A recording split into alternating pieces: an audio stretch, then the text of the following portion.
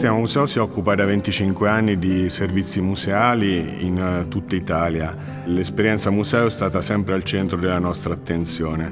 Il museo deve un po' ripensarsi e deve ripensare al suo ruolo all'interno del settore della cultura e della gestione dei beni culturali in Italia, immaginando che il museo locale, il museo possa dialogare con il territorio in maniera sistemica e possa soprattutto dare un contributo a quello che è il marketing territoriale, ovvero alla valorizzazione delle eccellenze, delle diversità del territorio e la nostra ricchezza. Crediamo che questo sia il cuore del patrimonio e la capacità anche di attrazione del nostro paese nei confronti dei visitatori italiani e stranieri.